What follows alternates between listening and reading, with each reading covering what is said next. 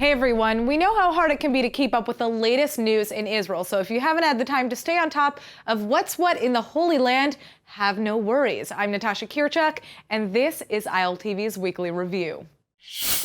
Over 600 new cases of the coronavirus have been diagnosed over the last 24 hours, meaning that more than 6,200 Israelis have now been diagnosed with the coronavirus. 107 are now believed to be in serious condition, with 127 moderately ill, and the vast majority, luckily, have light symptoms, with 289 having now recovered from the disease.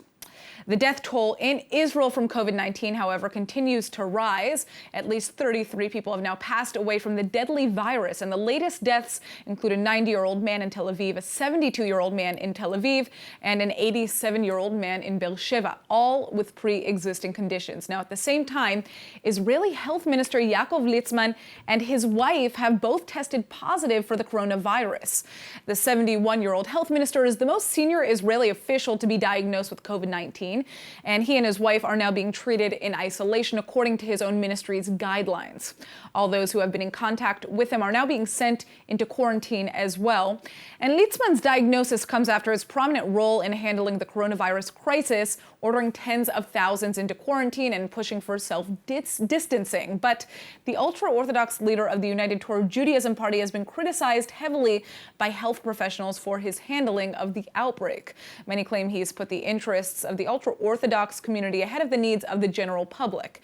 And senior medical officials have urgently asked the Prime Minister to appoint a professional figure as health minister instead, saying that health comes before politics.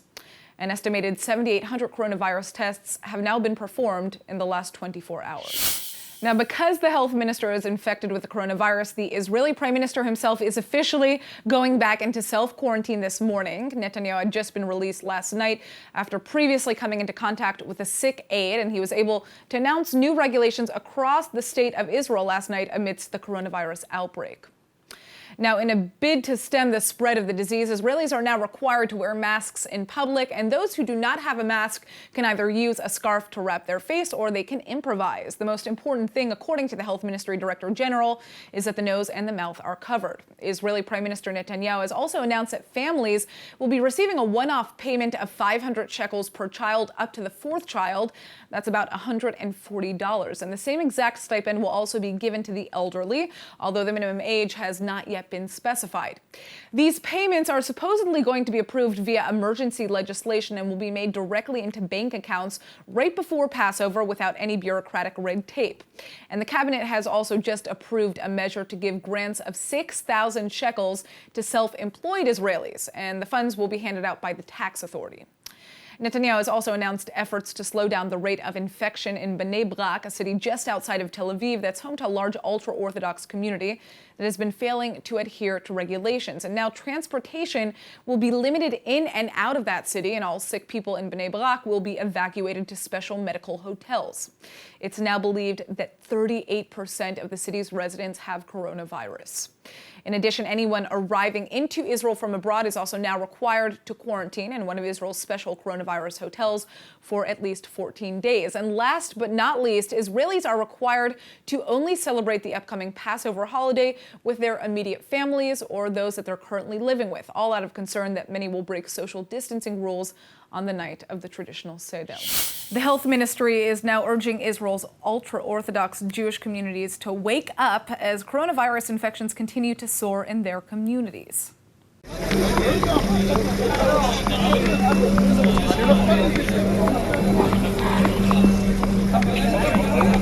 What you're seeing is the opposite of social distancing. Almost 400 people flagrantly breaking Israeli law and failing to adhere to regulations to stay home.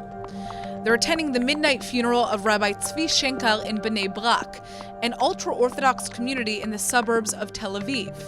And despite restrictions that funerals are only supposed to have up to 10 people, with a distance of 2 meters between each attendee, these people are jamming closely together as police look on without taking action. קלטו את הכמויות האנשים דבוקים אחד בתוך השני, אי אפשר לראות את זה בסרטון. Right now, reports show that the two cities with the highest rate of COVID-19 infections are Jerusalem and the largely ultra-Orthodox town of Bnei Brak. In fact, the number of patients in Bnei Brak has increased 8-fold every 3 days. And officials say the high numbers are because people just aren't listening. Large gatherings for weddings, prayer services, and other events continue in spite of restrictions. And there have been several clashes between members of Haredi communities and police as they attempt to enforce social distancing orders. Earlier this week, a government body reported that synagogues have been a top contagion spot in Israel, with infections in the holy temples accounting for nearly a quarter of known cases, not brought in from abroad or contracted at home. But many ultra-Orthodox say they just haven't been receiving quarantine notices from the health ministry because of their lack of access to cell phones, television, and the internet. Religious leaders have increasingly made moves to stem the spread of the coronavirus, heavily curbing prayer services and even allowing the use of phones on Shabbat for virus warnings. But the Israeli government is now considering quarantining the entire city of Bnei Brak and its 200,000 citizens. Now, as the Israeli economy struggles in response to increased regulations, the Israeli finance minister has now announced that Israel will be spending tens of billions of shekels to stimulate growth. היום אנחנו מוסיפים 70 מיליארד שקלים בנוסף ל10 מיליארד שקלים שהקצינו כבר בעבר. סך הכל 80 מיליארד שקלים. זה הרבה מאוד כסף. זה כ6% מהתוצר הלאומי של מדינת ישראל.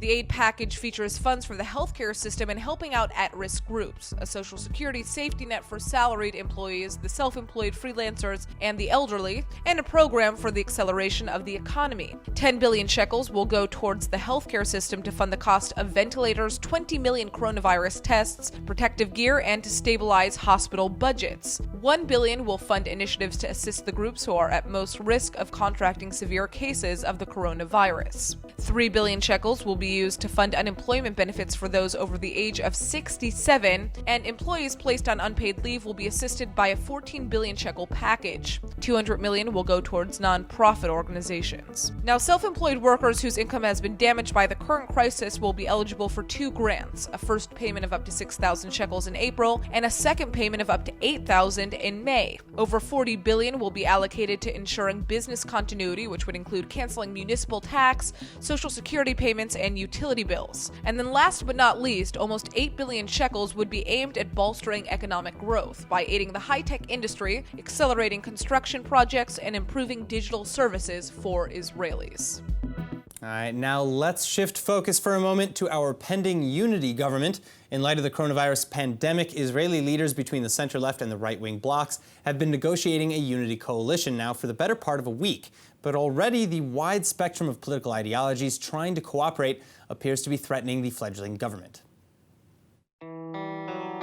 It's only been a few days since the Blue and White Party dissolved, as Chairman Benny Gantz and several others set out to deal with Prime Minister Netanyahu. And in his first full Knesset session as Speaker on Monday, Gantz heard all the accusations of abandonment that you might expect from his former partners.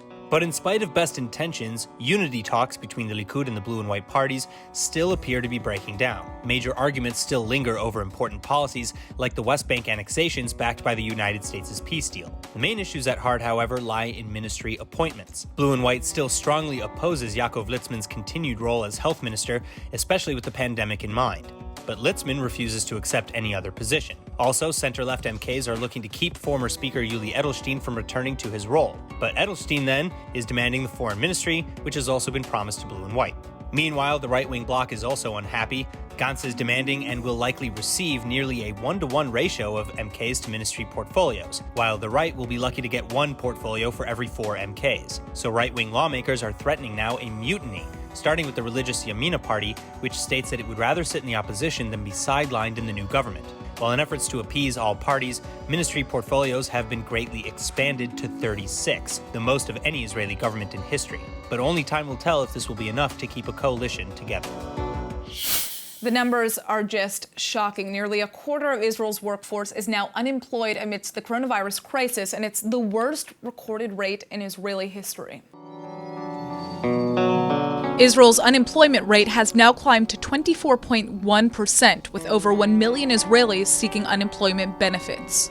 The good news is that the rate has been slowing. In the beginning of the outbreak, nearly 7,000 Israelis were registering for unemployment every hour, which led the National Employment Service's website to crash. It's believed that about 20% of the newly unemployed won't have a job to go back to after the coronavirus crisis ends, which is why Israeli Minister Naftali Bennett is warning that Israel may see more suicides than deaths from COVID-19 if the country's lockdown continues for too long. Saying, quote, "We have to understand the massive distress of those who won't have enough money to pay their rent." For now, the Israeli government has rolled out a massive $23 billion economic aid package to help relieve the pressure that will include up to $4,000 in grants to the self-employed who have taken a hit, and benefits for salaried employees who have been fired or placed on unpaid leave. Meanwhile, in the Palestinian Authority, the number of confirmed COVID patients has risen to over 100, and in Gaza that number has hit 9, with 20 Palestinians in total having recovered, and 1 having died. But the spike in the number of infections is far from over, according to experts, and the IDF is concerned that widespread concerns over the illness will soon turn to widespread violence directed at Israel. Between the ongoing economic crisis and now a global pandemic, IDF security officials say that violence against Israel is just a matter of time away. At least 106 patients are now confirmed in the West Bank alone after 2 more Palestinians tested positive for COVID-19. And those numbers could grow rapidly, given the fact that only around 5,900 tests for the virus have even been administered in the West Bank and Gaza, against a total population of nearly 5 million. Also, hospitals and clinics in the Palestinian and disputed territories only possess about 300 respirators total, meaning they will likely be completely overloaded in no time. So speaking to Walla News, an IDF security official says that when the atmosphere heats up and patience wanes, violence erupts very quickly. And the official adds that we've already seen it in the past few weeks via threats by PA officials and calls to release Palestinian security prisoners from Israeli jails over fears of getting infected. In fact, PA Prime Minister Mohammed Shtayyeh even claims that the IDF is deliberately spreading COVID-19 to the Palestinians, adopting a modern take on a classic anti-Semitic blood libel.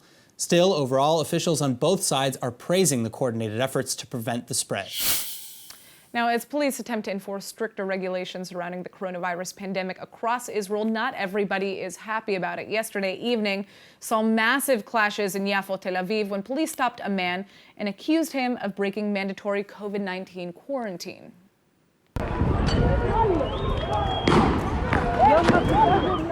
That's a look at what happened in Yafo, Tel Aviv, when police began to question a man out on the street who refused to show them his identification card.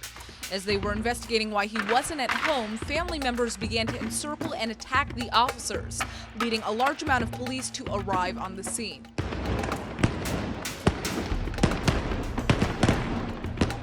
Police claim rioters arrived to the site in an organized fashion with stones, tires, and flammable materials, clashing with officers, blocking roads, and burning tires.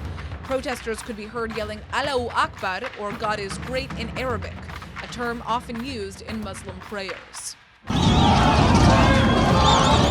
4 people have since been arrested, and the man that had been originally questioned has now received a fine for being more than 100 meters from his home.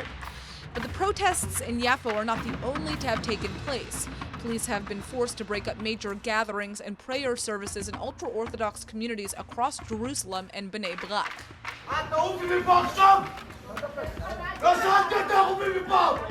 In Jerusalem, one child was caught referring to officers as Nazis and coughing on them. Nazis! Nazis! Many members of ultra-Orthodox communities have failed to adhere to coronavirus regulations, accusing police of infringing on their religious freedoms. But the Israeli government says there has been a change in sentiment as influential rabbis encourage their followers to listen to authorities. All right, now in the weeks since unity government negotiations began, Prime Minister Netanyahu has been faced with a bittersweet truth. In effect, he's the winner of the last election with virtually no challenger for Prime Minister, but to earn that victory, he's had to give up a lot to his rival Benny Gantz of the newly fractured Blue and White Party. Still, though, Likud and Blue and White negotiators are saying that the talks are on the verge of collapse. It seems that only now, with coalition talks stalled and with a right-wing bloc on the verge of defection, that Prime Minister Netanyahu sees the political bind he's entered. In a genius move of strategy, Benny Gantz had himself elected to the Knesset Speaker position, following the resignation of Likud loyalist Yuli Edelstein. And this gives Gantz the ability to screen which bills reach a vote in the plenum and when. So basically, he can put the government into a chokehold anytime he pleases. And it would take 90 MKs to oust him, which is unlikely to ever happen anytime soon. Gantz has promised to return the speaker position to the Likud, though, after a unity is formed, and therein lies the catch. By leveraging the speaker's power, Gantz is reportedly securing nearly every ministerial portfolio that he's asking for. Then, even if Netanyahu is fine with the demands, his right-wing and religious backers are not, and he's made many promises to them as well. Promises he may be unlikely to be able to keep. Also, the Prime Minister's proposed compromise of expanding the government to 36 ministries is not winning over as many MKs as he'd hoped. So the question now is not only whether Gantz and Netanyahu can agree to one another's terms, but also whether the right-wing bloc will stay and support Netanyahu's final decisions. Now, is it still possible to travel in and out of Israel? The answer to that question is yes, but it looks like there are only 3 international airlines that are still operating at Tel Aviv's Ben Gurion Airport.